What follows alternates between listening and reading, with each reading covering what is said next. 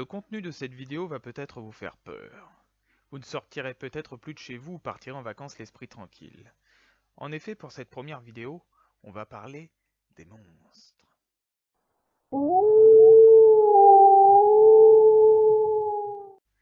Nous n'allons évidemment pas dans cette vidéo parler du monstre qui se planque sous votre lit et qui attend la nuit tombée que vos pieds dépassent de votre couette pour vous les tirer. Non!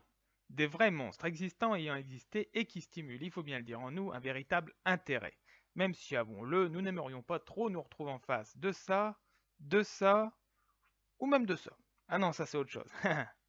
Néanmoins, notre curiosité nous poussera à vouloir en voir un de loin, ouais, de très très loin. Même si, avouons-le, certaines personnes confondent ce genre de choses avec ceci. Ce qui, comme nous pouvons le constater, n'est pas tout à fait la même chose. C'est pourquoi nous allons voir quelques exemples de monstres, à vous de juger s'ils existent ou pas.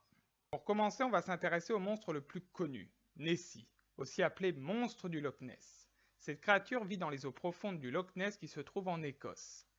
D'après la légende, sa première apparition date de 565, lorsqu'un moine, Saint Colomba, sauva son disciple qui voulut traverser le lac à la nage pour amener une barque échouée.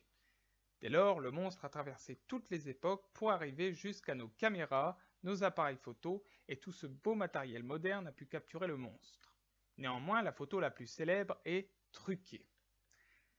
Même si les eaux profondes du Loch Ness ne nous ont pas tout dit, on n'a pas pu avec certitude prouver ou non l'existence du monstre. À vous de juger. Le deuxième monstre est quant à lui terrestre. Il semblerait inoffensif pour l'homme, il s'agit du chupacabra. Ce qui traduit littéralement veut dire suceur de chèvre. Ouais, bizarre. Cette chose ressemblerait à une chauve-souris et fait partie intégrante de la culture populaire de l'Amérique latine, notamment au Mexique et à Porto Rico. La légende apparaît au début des années 90 avec la mort suspecte d'animaux de ferme, notamment, comme nous l'avons dit précédemment, des chèvres. Les victimes du chupacabra se sont dès lors très vite étendues à l'ensemble du territoire de l'Amérique latine. C'est pourquoi certains voient en cette créature une hystérie collective et d'autres y croient dur comme fer. Est-ce vrai? Je vous le demande. Le troisième monstre, vous n'aimeriez pas trop le croiser en faisant une balade en forêt.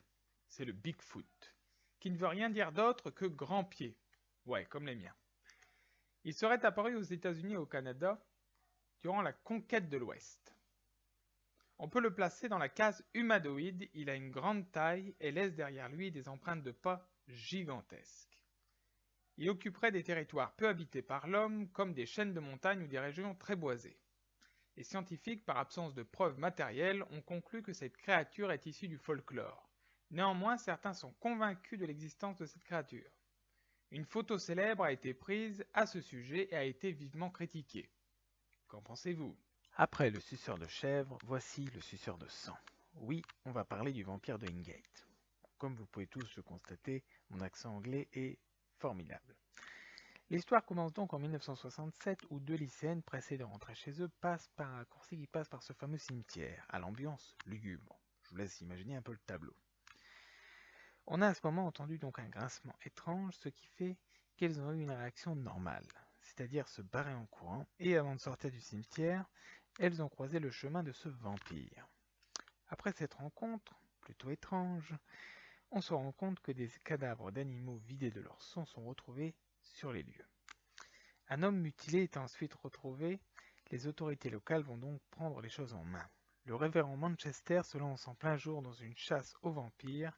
Il trouve un cercueil avec un homme en décomposition avec des vêtements semblants datés du 19e siècle. Il pratique dès lors un exorcisme et ce dernier se décompose en quelques minutes. Ça fait peur, hein? Qu'est-ce que vous en pensez? Voilà, c'est tout pour ce topo. Les monstres que nous avons évoqués existent-ils? À vous de me le dire dans les commentaires. Et si cette vidéo vous a plu, n'hésitez pas à l'aimer. À la prochaine pour une prochaine vidéo.